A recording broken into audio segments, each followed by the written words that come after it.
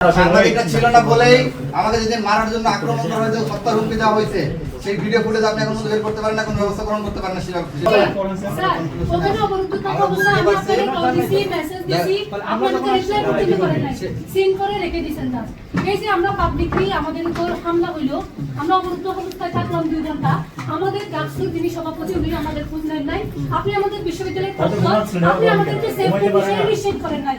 আমার বিশ্ববিদ্যালয়ের সাংবাদিক আহত হইছে, আমার বিশ্ববিদ্যালয়ের শিক্ষার্থীরা আহত হইছে। তুমি আর কিছু জানো না, এইজন্য বলছো নিশ্চিত করিনি। You know nothing. আমাদের ওখানে যা করা হয়েছে ওই সময়ে আমাদের অবস্থান, আমরা কে কোথায় ছিলাম, আমাদের সবকিছু মিলে আমাদের বেস্ট ওয়ে আমরা করেছি। সাংবাদিক ভাইরা তোমরা চলে যাও, আমরা ওদের সাথে কথা বলি, তারপরে যদি তোমাদের কোনো কথা থাকে আমাদের সাথে আসবা।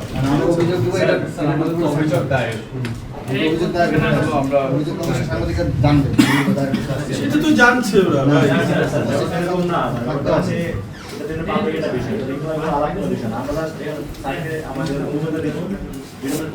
তোমরা যে অভিযোগ দিচ্ছ এটা তো সবাই জানবে।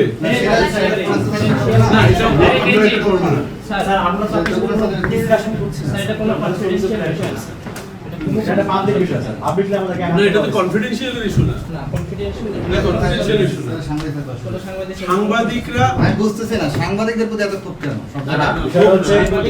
সাংবাদিকদের উপর হামলা করা হয়। সাংবাদিকরা হচ্ছে স্বচ্ছতা নিশ্চিতকারী, তারা থাকলে সাংবাদিকদের উপর এত ক্ষোভ কেন? স্যার ওই দিন তাদের সামনে এই ব্যাখ্যাটা এটা ব্যাখ্যাটা তুমি দিচ্ছ, ক্ষোভ এটা ক্ষোভ না, এটা শৃঙ্খলার বিষয়। আমরা দেখেছি যে সাংবাদিকরা হয়েছে বলতে 48 ঘন্টার মধ্যে প্রতিবেদন দিন। আমরা পারস্পরিক কথা বলবো, পারস্পরিক কথা আছে। তাহলে তোমরা এই রুমে আসো, কি কি অভিযোগ দায়ের করতে একটা বলা হয়েছে যেটা 48 ঘন্টার মধ্যে রিপোর্ট দেওয়া হবে। না এখানে কথা হবে যদি সাংবাদিকরা না থাকে। আমরা স্যার বিসি স্যারের কাছে 3টার সময় শিডিউল নিয়েছি, বিসি স্যার আমাদেরকে 1 ঘন্টা ওয়েট করাচ্ছেন এবং এখন থেকে বলছে তিনি আসলে চাপ দিন, এই করবেন না সেই করবেন না। সেটা ভিন্ন সেটা হচ্ছে আমাদের যে বিসি স্যার উনি কিন্তু তাকে সভাপতি, উনি ওনার কোনো রেসপন্সিবিলিটি নাই, উনি শুধুমাত্র ছাত্রদলের বিসি, উনি কোনো অসুবিধা নাই, সেই কথা তোমরা বলবে, আমরা সবাই কথা বলবো।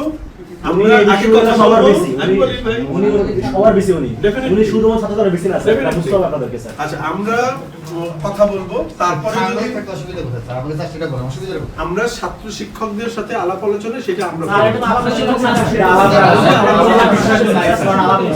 তাহলে তোমরা প্রতিনিধি 5 জন আসো, ওই রুমে স্যারকে অভিযোগটা দিয়ে যাও।